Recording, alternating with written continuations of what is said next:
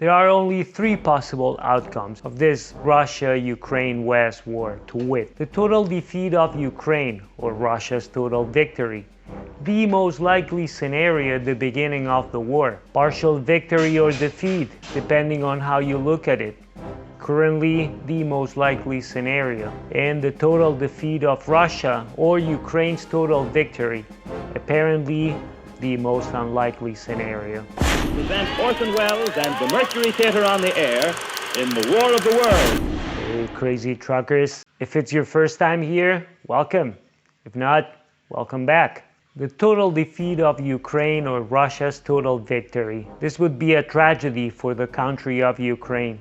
A puppet regime would be installed in Kyiv, and the whole country would go back to being some sort of satellite of Russia, as if it was with the USSR. In the long run, the remaining question is, will that victory satisfy Putin's Russia's appetite to invade other countries on its orbit? If recent history is to be taken into consideration, from Georgia to Chechnya, Ossetia, Crimea, Moldova, Russia had no problem in taking countries or regions by force if deemed appropriate. A victory in Ukraine would definitely bolster Russia's confidence in its power. The only big question is, will Russia dare to take on countries like Estonia, Latvia, Lithuania, Poland, or Romania? All of them under the NATO's defensive umbrella, which theoretically triggers an involvement of NATO, including the US. Risky business, no matter how you look at it. Partial victory or defeat, depending on how you look at it. Like a Russian victory, it seems apparent that this option will most likely be a temporary one. Let's say Russia doesn't achieve its allegedly main or first goal of totally defeating Ukraine.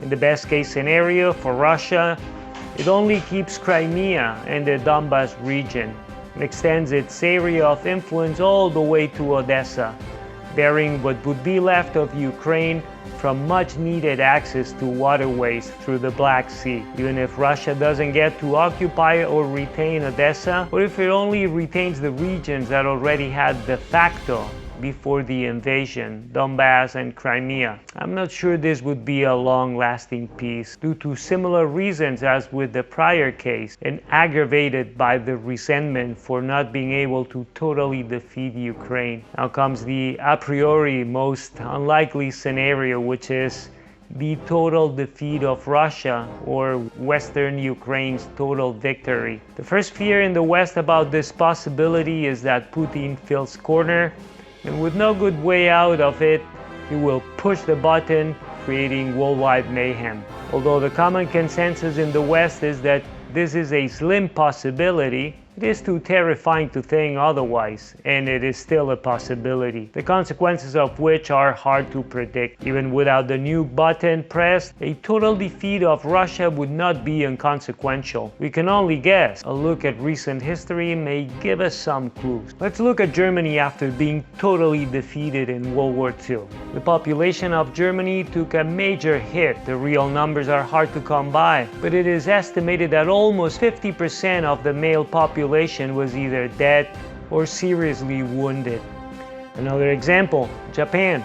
Although not as severe as Germany, Japan's defeat in World War II had horrendous consequences for the country and its population. That may have to do with the fact that most deaths on Germany's side came from Russia. Japan lost an estimated 2.3 million military personnel. In the aftermath, males aged 20 to 40 were grotesquely outnumbered by females in the same age bracket. Both countries were stripped of the prior government elite, with the exception of Japan's emperor, who was allowed to keep his throne, and his role changed to no longer sacred or inviolable, was now described as the symbol of the state and of the unity of the people. New constitutions were drafted more in line with those of Occidental democracies. The result is there for anyone to see. Both countries have flourished and eventually became part of the G7 in their own right, an organization representing the world's largest advanced economies and wealthiest liberal democracies. The group is officially organized around shared values of pluralism and representative government. As of 2020, the collective group accounts for a little over 50% of global net wealth. Now,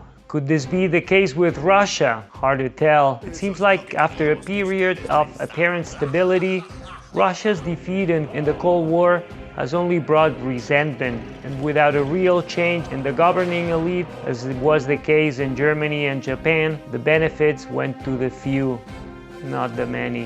Whatever the outcome, I'm afraid no real change for the better will come without further pain and suffering, as much as we in the West dislike that prospect.